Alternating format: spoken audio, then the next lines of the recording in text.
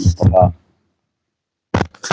وعلى آله الأصفياء وأصحاب الأزكياء أما بعد فقد قال الله سبحانه وتعالى في القرآن المجيد والفرقان الحميد أعوذ بالله من الشيطان الرجيم بسم الله الرحمن الرحيم والذين آمنوا أشد حبا لله صدق الله العظيم إن الله وملائكته يصلون على النبي يا أيها الذين آمنوا صلوا عليه وسلموا تسليما اللهم صل على سيدنا ومولانا محمد معدن الجود والكرم وآله وبارك وسلم وصل على جميع إخوانه من النبيين والصالحين مولاي صل وسلم دائما أبدا على حبيبك خير الخلق كلهم والحبيب الذي ترجى شفاعته لكل هول من الأهوال مقتحم. حمد و صلات کے بعد عزیزان گرامی، زیادہ تقریر کا موقع اور محل نہیں ہے، ویسے بھی تقریر مولوی صاحب کی ہوتی ہے اور انہوں نے بڑی خوبصورت بات کی ہے کہ وہ غالباً سلطان باہو رحمۃ اللہ علیہ کے شعر ہے جو آپ نے پڑھا ہے کہ عدل کریں تا تھر تھر کمبن اچیاں شانہ والے ہوں فضل کریں تا بخش جاون میں ورگے منہ کالے ہوں. اللہ کا عدل جو ہے وہ جہنم ہے، اللہ کے عدل کا بدلہ جہنم ہے، اور اللہ کے فضل کا جو صلہ ہے وہ جنت ہے. حضور نبی کریم صلی اللہ علیہ وسلم سے بڑھ کر کون اللہ تعالیٰ کی عبادت کر سکتا ہے، اور حضور سے بڑھ کر کس کو اللہ کی رحمت کی معرفت ہو سکتی ہے. آپ صلی اللہ علیہ وسلم ایک مرتبہ فرما رہے تھے کہ لوگوں، کوئی بندہ اللہ تعالیٰ کی رحمت سے مستغنی نہیں ہے، اور جو بھی جنت میں جائے گا اللہ کی رحمت سے جائے گا. صحابہ کرام رضوان اللہ تعالیٰ علیہم اجمعین جن کے ذریعے ہمیں دین ملا ہے، انہوں نے ایسے ایسے سوال کر کے دین کو بالکل واضح کر دیا. ان میں سے ایک نے عرض کیا، یا رسول اللہ صلی اللہ علیہ وسلم، آپ اتنی عبادت کرتے ہیں کہ آپ کے پائے مبارک متورم ہو جاتے ہیں، سوج جاتے ہیں، آپ ساری رات عبادت کرتے ہیں، تو کیا آپ کے عمل کا بدلہ بھی جنت نہیں ہے؟ تو آپ صلی اللہ علیہ وسلم نے فرمایا کہ ہاں، میرا عمل بھی نہیں بلکہ اللہ کی رحمت مجھے ڈھانپ لے گی. اس سے انسان کو اپنے اعمال کی قیمت کا اندازہ ہو سکتا ہے کہ ہمارے اعمال کی حقیقت اور حیثیت کیا ہے اگر اللہ تعالیٰ تولے. بہرحال ہم نے تو دو تین باتیں عرض کرنی تھی کہ والذین آمنوا اشد حبا للہ، ایمان والے وہ ہیں جو سب سے بڑھ کر اللہ سے محبت کرتے ہیں، سب سے بڑھ کر. ہر محبت کا جو مقصود اور منتہا ہے وہ اللہ رب العزت کی محبت ہے، اور اللہ رب العزت کی محبت رسول اللہ صلی اللہ علیہ وسلم کی محبت کے بغیر حاصل ہو نہیں سکتی. اللہ کا ادراک عقل کو ہو نہیں سکتا. اقبال کے الفاظ میں کہ تو دل میں تو آتا ہے سمجھ میں نہیں آتا، پہچان گیا میں تیری پہچان یہی ہے. جب وہ دل میں نہ آئے، حواس اس کا ادراک نہ کر سکیں، عقل اس کے فہم سے قاصر ہو، تو اللہ تعالیٰ سے محبت کیوں کر کی جا سکے؟ تو اللہ نے اس کے لیے ہمارے سامنے اپنے حبیب صلی اللہ علیہ وسلم کی ذات مقدسہ کو رکھا کہ ان سے محبت کرو تو مجھ سے محبت کرو گے. حضور کے ساتھ جو معاملہ کیا جائے وہ اللہ نے اپنے ساتھ قرار دیا ہے. تو اس لیے رسول اللہ صلی اللہ علیہ وسلم کی محبت ہی دراصل اللہ کی محبت ہے. لیکن اس کا یہ مطلب نہیں ہے کہ ہم اللہ تعالیٰ کو مطلقاً فراموش کر دیں. جیسے ابھی آپ نے دیکھا ہے کہ حمد پڑھنے کے لیے کسی کو یاد نہیں تھی.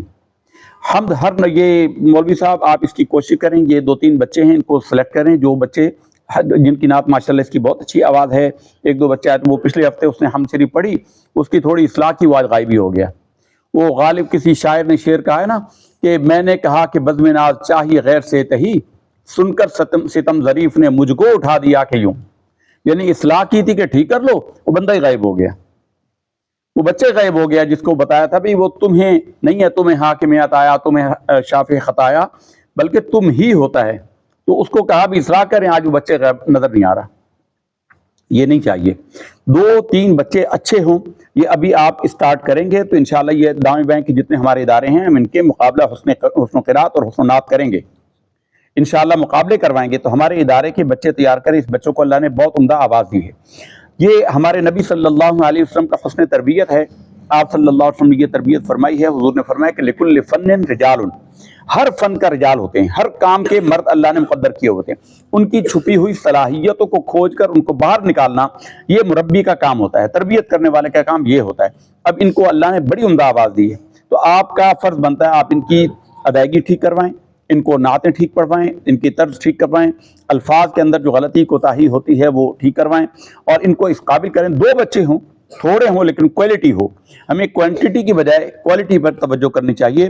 اور ہر بچہ جو نعت پڑھنے جانتا ہو اس کو حمد باری تعالیٰ ضرور آنی چاہیے. اللہ تعالیٰ کی حمد اسے ضرور چاہیے. اللہ کی حمد نبی کریم صلی اللہ علیہ وسلم کی نعت شریف سے پہلے ہے، اس لیے ہم پہلے حمد کرواتے ہیں۔ اللہ رب العزت کو اپنی تعریف سب سے زیادہ پسند ہے، اس لیے اللہ نے اپنے پاک کلام کا آغاز ہی الحمدللہ سے کیا ہے۔ سب خوبیاں اللہ رب العزت کے لیے ہیں۔ اور حدیث شریف کے اندر ہے، نبی کریم صلی اللہ علیہ وسلم مسجد میں جلوہ فرما تھے، ایک صحابی آئے اور انہوں نے آ کر نماز پڑھی جلدی اور پھر دعا کی اور کہا کہ اے اللہ میرا یہ کام کر دے، میرا یہ حاجت پوری کر دے۔ نبی کریم صلی اللہ علیہ وسلم نے فرمایا کہ تیری حاجت پوری نہیں ہوگی، تجھے چاہیے کہ دعا کرے تو اس طرح کرے کہ پہلے اللہ کی حمد و ثنا کرے، پھر مجھ پر درود و سلام پڑھے، پھر اپنی حاجت پیش کرے تو اللہ تعالیٰ تیری دعا کو قبول فرمائے گا۔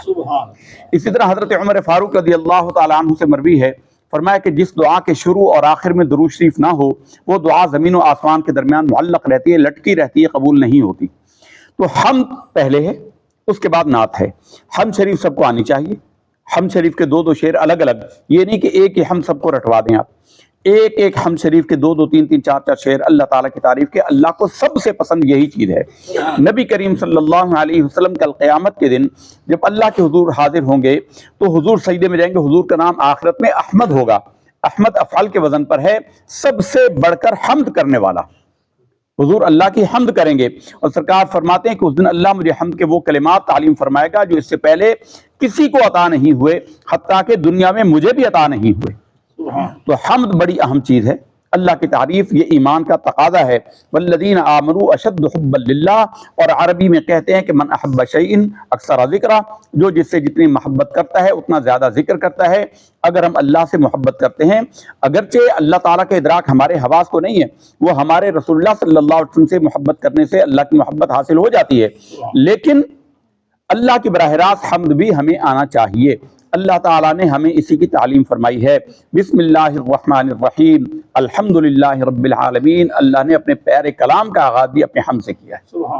اللہ کو اپنی حمد بڑی پسند ہے۔ وَإِن مِّن شَيْءٍ إِلَّا يُسَبِّحُ بِحَمْدِهِ وَلَٰكِن لَّا تَفْقَهُونَ تَسْبِيحَهُم۔ علماء کرام نے فرمایا ہے کہ ویسے نبی کریم صلی اللہ علیہ وسلم پر درود و سلام پڑھنا بھی اللہ ہی کی حمد ہے۔ حضور اللہ تعالیٰ کی کامل حمد ہیں کہ حضور کی تعریف کرنا یہ بالکل ایسے ہے جیسے بنی ہوئی چیز کی تعریف کرنا دراصل صانع کی تعریف ہوتی ہے۔ جب ہم حضور کی تعریف کرتے ہیں، حضور جیسی کامل و اکمل ہستی کو جس نے بنایا ہے اس کی خود بخود تعریف ہو جاتی ہے۔